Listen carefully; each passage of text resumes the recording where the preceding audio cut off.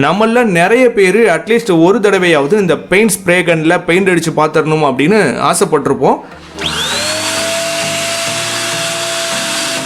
உங்கள் வீட்டில் உள்ள மொத்த செவுத்துக்கே பெயிண்ட் அடிக்கணும் அப்படின்னாலும் சரி, அல்லது அங்கங்கே பெயிண்ட் டச்சப் பண்ணணும் அப்படின்னாலும் சரி, உங்கள் வீட்டில் உள்ள பழைய இரும்பு கட்டில், பீரோ, ரேக்கு, தண்ணி தொட்டி மூடி, பழைய தண்ணி மோட்டார், இதெல்லாம் அடிக்கடி துரு பிடிக்கிற விஷயங்களுக்கெல்லாம் நாமளே பெயிண்ட் அடிக்கணும் அப்படின்னு நினச்சிங்கன்னா உங்களுக்கு இந்த BUILDSKILL கம்பெனியோடைய பெயிண்ட் ஸ்ப்ரேயர் கன்று வந்து ஒரு தேவைப்படுற முக்கியமான பொருளாக இருக்கும் அப்படிங்கிறதுல டவுட் இல்லை.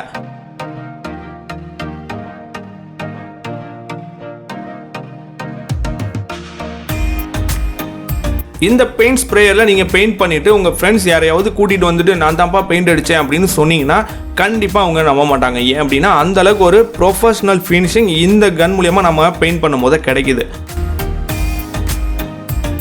நாம் இந்த வீடியோவில் BUILDSKILL கம்பெனியோடைய BPS 2700 watts paint sprayer gun தான் பார்க்க போகிறோம். வாங்க இந்த கன்னில் என்னென்ன இருக்குது, இதோட பர்ஃபார்மன்ஸ் எப்படி இருக்குது அப்படிங்கிறத பார்த்துடலாம். இந்த BUILDSKILL BPS 2000 மாடல் வாங்கும்போது பாக்ஸில் என்னென்ன வருது அப்படின்னா, ஒரு ஃபில்டர் கொடுக்குறாங்க. பெயிண்ட் ஏதாவது கட்டி பிடிச்சிருந்துச்சு அப்படின்னா அதை வந்து வடிகட்டி அனுப்புறதுக்காக. ஏன் அப்படின்னா ஸ்ப்ரே பண்ணும்போது வந்து மாட்டிக்க கூடாது, அதுக்காக. அடுத்து ஒரு டேங்க் கொடுத்துருக்காங்க ஒயிட் கலரில். இது வந்து 800 ml வரைக்கும் பெயிண்ட் வந்து ஃபில் பண்ணிக்கலாம். அடுத்து இந்த பெயிண்ட் டேங்க்ல இருந்து ஸ்ப்ரேயருக்கு பெயிண்ட் எடுத்துகிட்டு போகிறதுக்காக ஒரு ஹோஸ் மாதிரி கொடுத்துருக்காங்க. இது வந்து பெயிண்ட் டேங்கை வந்து க்ளோஸ் பண்ணுறது மாதிரியும் இருக்குது. அதுக்கு அடுத்து இதுதான் இந்த பெயிண்ட் ஸ்ப்ரேயர்.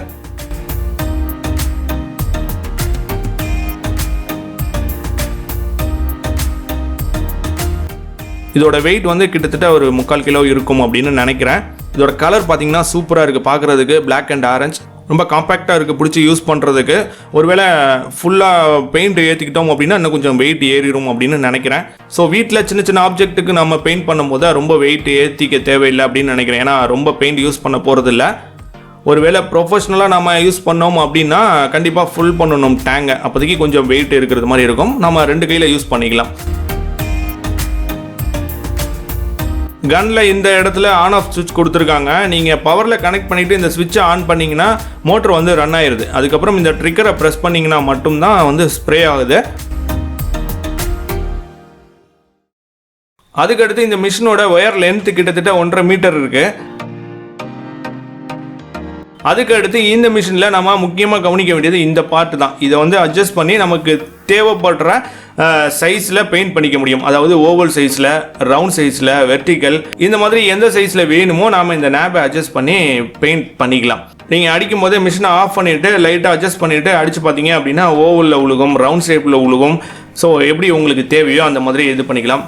ஒரு சில பேர் இந்த கிரில் கேட்டுக்கெல்லாம் பெயிண்ட் பண்ணும்போது கொஞ்சம் குறைச்சி வச்சுக்கிட்டு மைல்டாக வச்சுக்கிட்டு அடிக்கிறதுக்கு இந்த மாதிரி நேபை வந்து அட்ஜஸ்ட் பண்ணிக்கலாம்.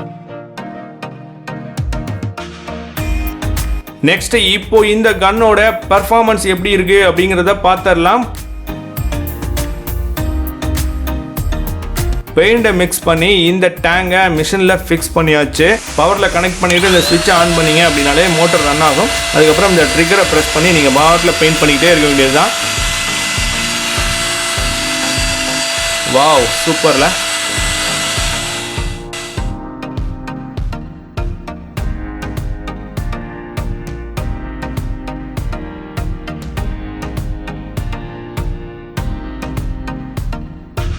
இந்த மிஷினில் ஒரு சின்ன ட்ராபேக் இருக்குது. என்ன அப்படின்னா நம்ம பெயிண்ட் பண்ணும் போது அந்த ட்ரிகர் யூஸ் பண்ணுற இடத்துல சரியான ஹீட்டு. ஒரு க்ளவுஸ் கண்டிப்பாக போட்டுக்கிட்டே ஆகணும். ஒரு திக்கான க்ளவுஸ் வந்து போட்டுக்கிட்டால் மட்டும்தான் இதை கண்டினியூவாக நம்ம ரொம்ப நேரம் யூஸ் பண்ணுறதுக்கு முடியும் அப்படின்னு நினைக்கிறேன். கம்பெனி சைட்லேருந்து இதை ரெக்டிஃபை பண்ணாங்க அப்படின்னா நல்லாயிருக்கும்.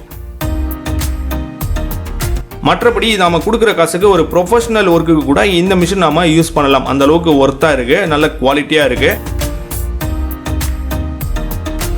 சப்போஸ் நீங்கள் பெயிண்டோட முதல் நாள் வச்சுட்டீங்க, மறுநாள் எடுத்து ஸ்ப்ரே பண்ணும் போது ஸ்ப்ரே ஆகலை பெயிண்ட் அப்படின்னா இந்த இடத்துல ரிமூவ் பண்ணிவிட்டு இதை எடுத்துகிட்டு க்ளீன் பண்ணிங்க அப்படின்னாலே ஈஸியாக அதுக்கப்புறம் ஸ்ப்ரே ஆகும். ஏன் அப்படின்னா பெயிண்ட் வந்து காஞ்சி இந்த இடத்துல அடைச்சிரும். உங்களுக்கு பார்க்கும் போதே தெரியும்.